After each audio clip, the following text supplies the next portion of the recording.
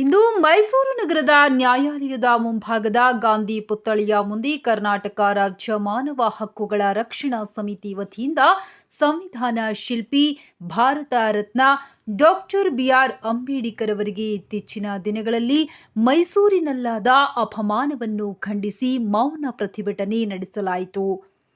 ಈ ಸಂದರ್ಭದಲ್ಲಿ ಕರ್ನಾಟಕ ರಾಜ್ಯ ಮಾನವ ಹಕ್ಕುಗಳ ರಕ್ಷಣಾ ಸಮಿತಿ ರಾಜ್ಯಾಧ್ಯಕ್ಷರಾದ ವಿಪಿ ಸುಶೀಲಾ, ಪ್ರಧಾನ ಕಾರ್ಯದರ್ಶಿ ಪುಟ್ಟರಾಜು, ಮೈಸೂರು ಜಿಲ್ಲಾಧ್ಯಕ್ಷರಾದ ಸುದರ್ಶನ್, ಅಮೀನಾ ಬೇಗಂ, ಗೌರಮ್ಮ, ಸಮೀರ್ ರೈ, ಲತಾ ಕುಮಾರ್ ಬಿ, ಕರವಿ ಲಿಂಗರಾಜು, ಭಾಗ್ಯಮ್ಮ, ವನಜಾಕ್ಷಿ, ಚಿಕ್ಕತಾಯಮ್ಮ, ಮಹದೇವ್, ಮಂಜು ನಾಯ್ಕ್ ಉಪಸ್ಥಿತರಿದ್ದರು.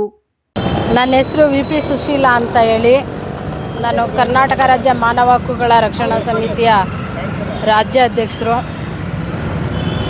ಈ ದಿನ ಮೈಸೂರು ನಗರದ ನ್ಯಾಯಾಲಯದ ಮುಂಭಾಗ ಒಂದು ಕರ್ನಾಟಕ ರಾಜ್ಯ ಮಾನವ ಹಕ್ಕುಗಳ ರಕ್ಷಣಾ ಸಮಿತಿ ವತಿಯಿಂದ ಒಂದು ಮೌನ ಪ್ರತಿಭಟನೆಯನ್ನು ಹಮ್ಮಿಕೊಂಡಿದ್ದೀವಿ. ಇತ್ತೀಚಿನ ದಿನಗಳಲ್ಲಿ ಸಂವಿಧಾನ ಶಿಲ್ಪಿ, ಭಾರತ ರತ್ನ, ವಿಶ್ವಜ್ಞಾನಿ ಡಾಕ್ಟರ್ ಬಾಬಾ ಸಾಹೇಬ್ ಅಂಬೇಡ್ಕರ್ ಅವರಿಗೆ ಅಪಮಾನ ಆಗ್ತಾ ಇರೋದು ಹೆಚ್ಚಾಗ್ತಿದೆ.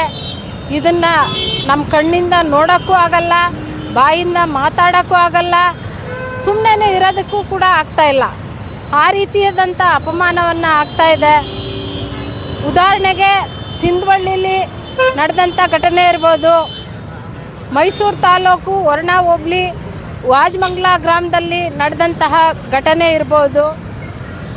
ಇದರ ಬಗ್ಗೆ ನಾವು ಕೇಂದ್ರ ಮತ್ತು ರಾಜ್ಯ ಸರ್ಕಾರಕ್ಕೆ ಒತ್ತಾಯದ ಮನವಿ ಏನಂತಂದರೆ,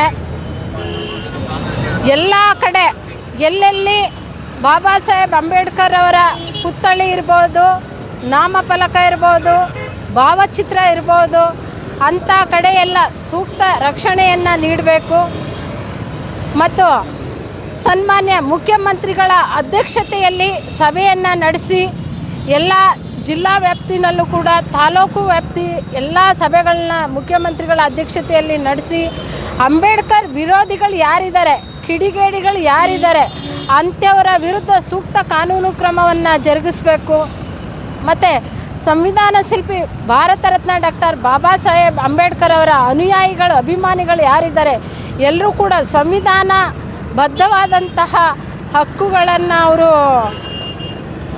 ಪಾಲಿಸಬೇಕು.